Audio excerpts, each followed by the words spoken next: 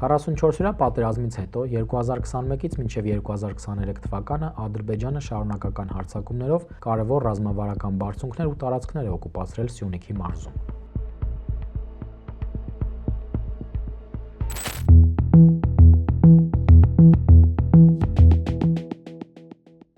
Մեր նախորդ թողարկումներում պատմել ենք Գեղարքունիքում եւ Վայոց ձորում ադրբեջանական օկուպացիաների մասին։ Նիկոլ Փաշինյանի իշխանության օրոք այս մարզերում հակառակորդը գրավել է ընդհանուր մոտ 130 քառակուսի կիլոմետր տարածք։ Սյունիքի մարզում օկուպացիան տեղի է ունեցել փուլերով 3 տարի շարունակ։ Ադրբեջանցիները Հայաստանի սուվերեն տարածք են ներխուժել մի քանի ուղղությամբ։ Առաջինը Սյունիքի բարձրավանդակում, ավելի կոնկրետ Վայոց ձորի ու Սյունիքի սահմանից մինչև Իշխանասար ու Սևլիճ, երկրորդը Տեղգյուղի հատվածն է, երրորդը Ծավ ներքին հանդ ուղղությունը։ Այս թողարկման մեջ կպատմենք առաջին երկու ուղղությունների մասին։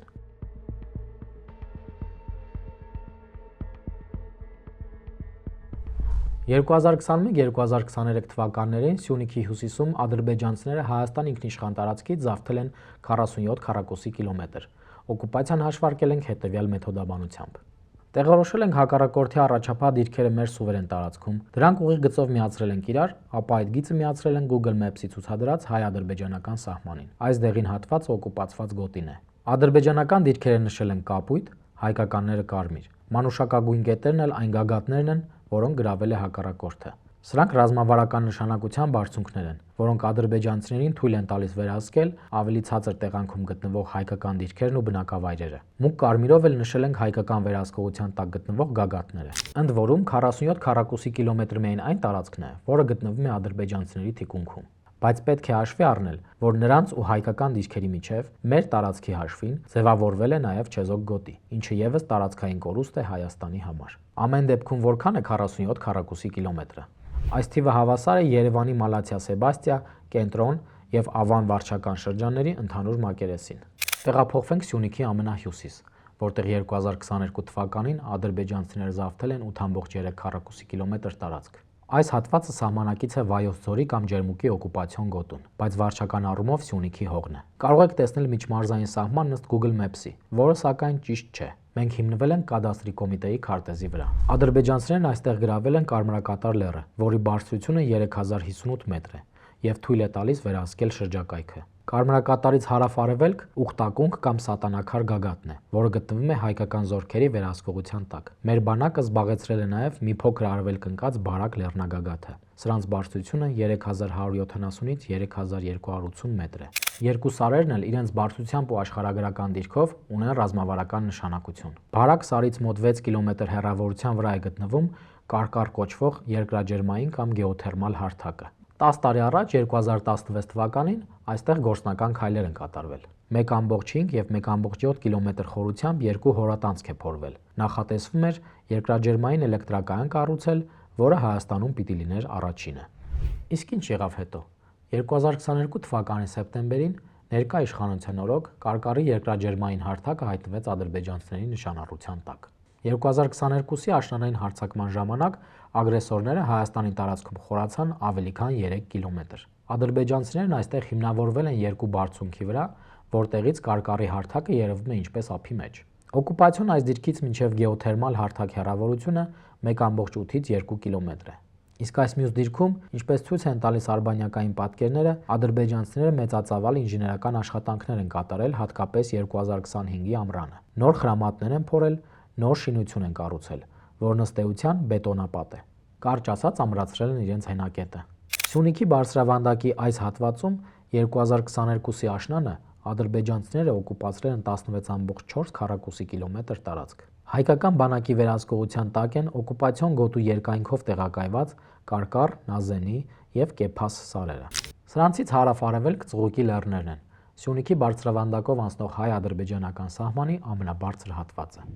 Ծղուկի լեռներում հակառակորդը մեր տարածք չի ներխուժել, սակայն նրա վերահսկողության տակ է գտնվում այս լեռնաշղթայի ամենաբարձր գագաթը՝ Թրասարը, բարձրությունը 3594 մետր։ 2025 թվականի օգոստոսի 28-ի արբանյակային պատկերում երևում է, որ ադրբեջանցիները ըստ էության բետոնե բլոկներով հենակետ են կառուցում։ Այս կառույցը նմանակն է այն մեկի, ինչ տեսանք Կարկարի հատվածում։ Օգոստոսին Վաշինգտոնյան համաձայնության ֆոնին հակառակորդը հողային աշխատանքներ էր կատարում այս դիրքից աջ ու ձախ։ Սա նրանց երկրորդ դիրքն է Թրասարի վրա։ Սա էլ աշխատող շինտեխնիկան է։ Այս դիրքը 2025 թվականի հուլիսի 20-ին չկար։ Հուլիսի 20-ին չկար նաև այս ճանապարհը։ Հիմա կա թե ճանապարհը, թե ադրբեջանական երրորդ դիրքը Թրասարի վրա։ Լեռան ստորոտում էլ հայկական դիրքերն են։ Ծղուկի լեռներում հայկական վերահսկողության տակ են Ուխտասար եւ Ծղուկ գագաթները, որոնց բարձրությունը 3530-ից 3585 մետր է։ Այս լեռներից հարավ-արևելք ծիծեռնակար բարձունքն է, որի անունը շատ էր շոշափվում 2021-2022 թվականների ադրբեջանական ագրեսիաների ժամանակ։ 2022-ի սեպտեմբերին ադրբեջանցիները զավթել են ծիծեռնակարի գագաթին եւ լանջին գտնվող հայկական այս դիրքերը։ Այսօր այդտեղ հակառակորդի հենակետերն են, իսկ հայկական բանակը դիրքավորվել է մեր տարածքի խորքում, ավելի ցածր տեղանքում։ Իսկ ահա ծիծեռնակարի լեռնանցքի ուղղությամբ, որը նույնանուն Սարի ստորոտում է, ադրբեջանցիները դեռ 2021-ի մայիսին էին Հայաստանի տարածքում խորացել 3.7 կիլոմետր։ Նույն տարվա նոյեմբերին նրանք մեծացրել են օկուպացիայի ծավալները, գրավելով մի քանի հայկական դիրք։ Նույնը արել են 2022-ի սեպտեմբերին, եւ այսօր ծիծեռնակարի հատվածում Հայաստանի տարածքից օկուպացված է 6 քառակուսի կիլոմետր։ Ծիծեռնակարի լեռնանցքը ռազմավարական նշանակություն ունի։ Այն Սիսիանի տարածաշրջանը կապում է Քաշաթաղի շրջանին։ Մյուս կողմից,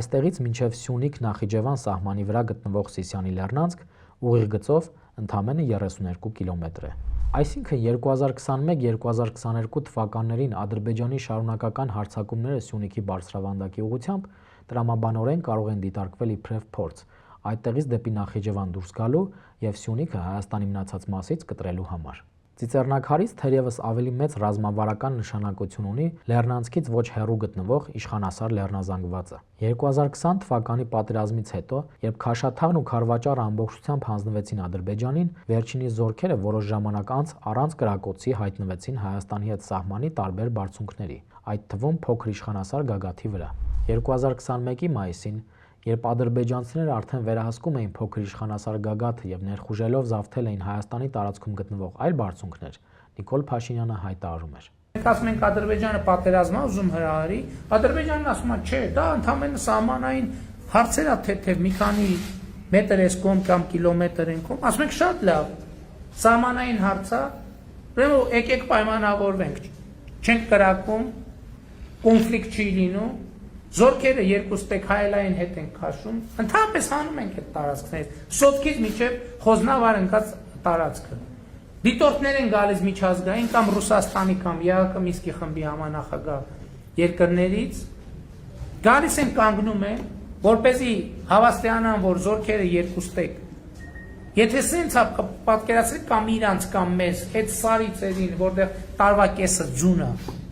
ինչ-ինչներից է պետք զին, որ եթե էդ է, այլ եմ ասում։ Բնականաբար ադրբեջանցիներին ամենևին հետաքրքիր չէին իրենց ագրեսիաների հետևանքով անընդհատ նահանջող հայկական կողմի քաղաքական ղեկավարի առաջարկները։ 2021-ի մայիսին ադրբեջանցիները ներխուժել են Իշխանասարի լանջին գտնվող Սև լճի տարածք, այստեղ դիրքեր տեղակայել ու Հայաստանի ինքնիշխան տարածքում խորացել ավելի քան 3 կիլոմետր, զավթելով նաև Գլուխձագեձորի լեռնագագաթը։ Վտանգն այն է, որ այստեղից դիտարկվում են Գորիսն ու հարակից գյուղերը։ Խորհրդային վարչական բաժանման համաձայն Սև լճի մեծ մասը Հայաստանի տարածքում է,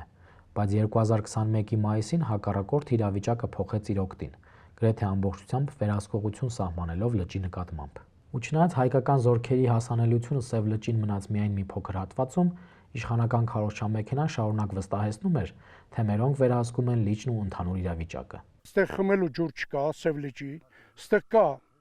ասենք, ռոռոկման խնդիրներ, որ գնում է դեպի մեր գյուղերը, այստեղ կա այս լճից օգտվում են ֆերմաները, որ ջուր են քաշել, ասենք դեպի ֆերմաները, որ ամառը այդ սարերում մարդիկ օգտվում են այսպես։ Իսկ ջուրը վերահսկվում է, չէ՞։ Ջուրը վերահսկվում է, լիճը, Սև լիճը մեր վերահսկողության տակ է։ Որակն էլ է վերահսկվում։ Որակն էլ եւ ճանապարհները Տարածքի զգալի մասը հայկական զինված ուժերի վերահսկողության տակ է, մայիսի 12-ից մինչև այսօր նույնիսկ մեկ կրակոց չի հնչել։ Այնեղ է մի կողմերը թուրքերն են։ Դե լիճը տեսնում եք, նույն ձևի մերն է, որ իրանք ասում են մերնա չի կարա իրանցինի։ Այսինքն լճի վերահսկողությունն է այս պահին, ում ձեռքի։ Մեր։ Նոյեմբերի 7-ին Պաշտպանության նախարար Արշակ Կարապետյանը այցելել է նաև Սյունիքի մարզ, մասնավորապես Սև լճի տարածք։ Նախարարը շրջել է լճի ափամերձ հատվածով, հանդիպել դիրքապահ զինծառայողներին, շնորհակալություն հայտնել իրականացվող շուրջօրյա մարտական հերթապահության համար։ Խոսելով լճի տարածք ադրբեջանական ստորաբաժանումների ներթափանցման հետ կապված խնդրի հնարավոր լուծումների մասին, նախարարը ևս մեկ անգամ հավաստել է, որ պետական սահմանի վերականգնումը այլընտրանք չունի եւ ադրբեջանական զինվորականները պետք է լքեն Հայաստանի Հանրապետության սուվերեն տարածքը։ Պաշտպանության նախարար Արշակ Կարապետյանը, որն այդ պաշտոնում նշանակվել էր 2021-ի օգոստոսին, այս կադրերի հրապարակումից հաշված օրեր անց, նոյեմբերի 15-ին, ադրբեջանական հարձակման ժամանակ պաշտոն ընկալվեց։ Նրան փոխարինեց Փաշինյանի կուսակից Սուրեն Պապիկյանը, որի օրոք զիջումները չդադարեցին։ Որոշ ժամանակ անց գեներալ Կարապետյանը սկսեց թունդ քննադատել Փաշինյանին, իսկ ներկայում որպես մեղադրյալ հետախուզման մեջ է 2021-ի մայիսյան ներխուժմանն առնչվող քրեական վարույթով։ 2022-ի սեպտեմբերյան հարձակման ժամանակ ադրբեջանցիներն ամբողջությամբ զավթեցին իշխանասար լեռնազանգվածը, փոքր իշխանասար գագաթից հասնելով մինչև մեծ իշխանասար եւ ընթացքում գրավելով այդ տարածքի հայկական դիրքերը։ Օկուպանտներն աչքի ընկան վայրագություններով եւ ռազմական հանցագործություններով, մասնավորապես սպանված հայ զինծառայողներից մեկի մարմինը մասնատելով, ինչպես նաեւ իշխանասարի դիրքերից մեկում 9 հայ ռազմագերու գնդակահարելով։ Բելինքետ հետաքննական թիմի լրագրողները պարզել են, որ գնդակահարությունը տեղի ունեցել այս դիրքում։ Սա հանցանքի վայր է։ 2022 թվականի սեպտեմբերի 16-ին զինված ուժերի գլխավոր շտաբի պետ Էդվարդ Ասրյանը ջերմուկում հավաքված արտասահմանցի դիվանագետների ու ռազմական կցորդների առաջ հայտարարեց. իշխանասարի ուղղությամբ ներխուժումը եղել է կես կիլոմետր, բայց արբանյակային լուսանկարներն այլ բան են ցույց տալիս։ 3552 մետր բարձրությամբ մեծ իշխանասար գագաթը եւ հարակից հայկական հենակետերը զավթելուց հետո ադրբեջանցիները սկսել են միջդիրքային ճանապարհներ կառուցել իրենց եւ գրաված հայկական դիրքերի միջև։ Սեպտեմբերի 28-ի արբանյակային պատկերում երևում է, որ հակառակորդը իշխանասարից հարավ առաջացել է մինչև 3 կիլոմետր։ Այս կետից մինչև Երևան-Մեղրի միջպետական մայրուղի ընդամենը 4.4 կիլոմետր է։ Ադրբեջանական դիրքի կոորդինատներն ուղարկել էին պաշտպանության նախարար Սուրեն Պապիկյանին ու խնդրել հաստատել կամ հերքել, որ հակառակորդը այդտեղ մարտական հենակետ է տեղադրել։ Պատասխանը աբսուրդի ժանրից էր։ Նախարարության քարտուղար Համլետ Բատիկյանը հայտնել էր, որ ինֆորմացիայի տրամադրումը մերժվում է, քանի որ այն պետական գաղտնիքի շարքին է դասվում։ Հարցն այն է, որ մենք ոչ թե մեր զորքերի տեղակայման մասին ինֆորմացիա ենք խնդրել, ինչը բնականաբար չէինք անի,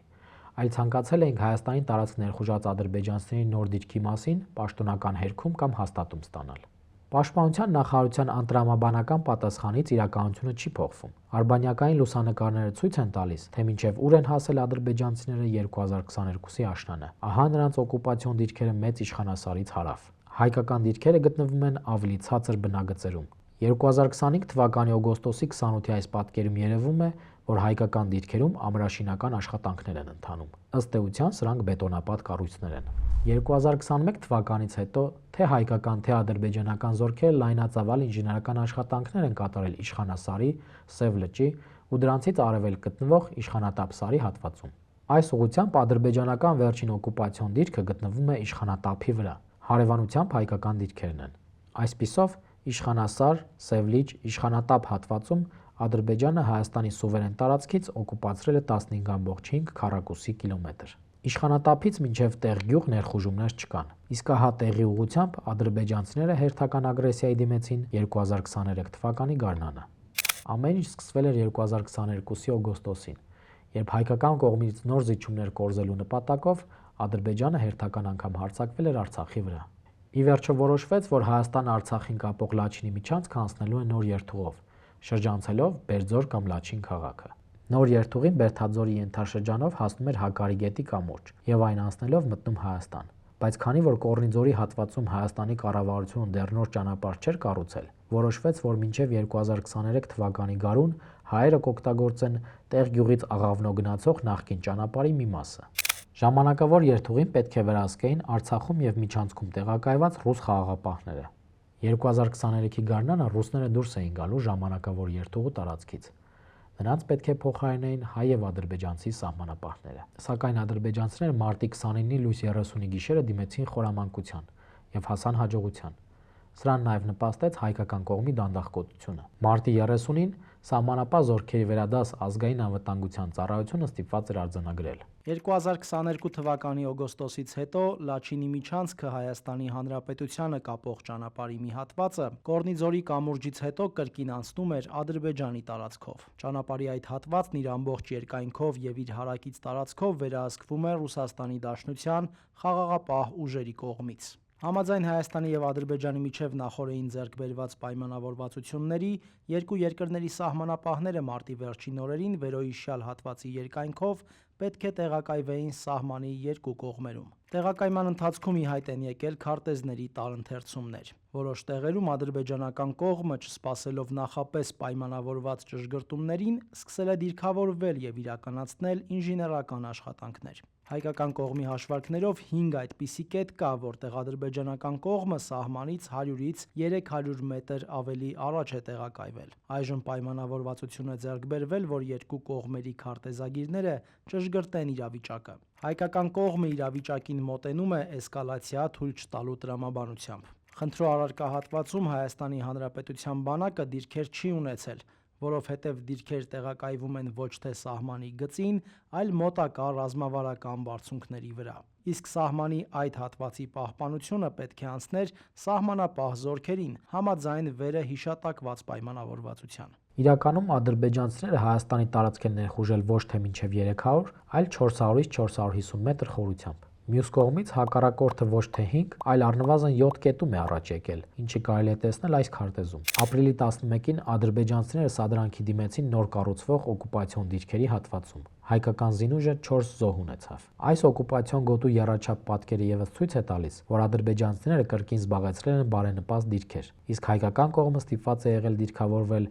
Ձորի պռնկին ու լանջերին։ Տեղ գյուղի հատվածում ադրբեջանցիները 2023-ի գարնանը օկուպացրել են զորամբողջ 8 քառակուսի կիլոմետր։ Ամփոփենք։ Գեղարքունիքի ու Վայոց ձորի մարզերում 2021-2022 թվականներին Ադրբեջանը օկուպացրել է ընդհանուր մոտ 130 քառակուսի կիլոմետր տարածք, իսկ Սյունիքի հյուսիսում 2021-2023 թվականներին մոտ 47 քառակուսի կիլոմետր, ընդհանուր 177 քառակուսի կիլոմետր։ Բայց սա ամենը չէ, քանի որ 2021-2022 թվականներին հակառակորդը ներխուժել է նաև Կապան խոշորացված համայնքի տարածք, մասնավորապես Ներքին Հանդ եւ Ծավ գյուղերի ուղղությամբ։ Այս մասին կպատմենք մեր հաջորդ թողարկմանը։ Մեր հետագա հաղորդումները բաց չթողնելու համար բաժանորդագրվեք հետքի YouTube-յան ալիքին։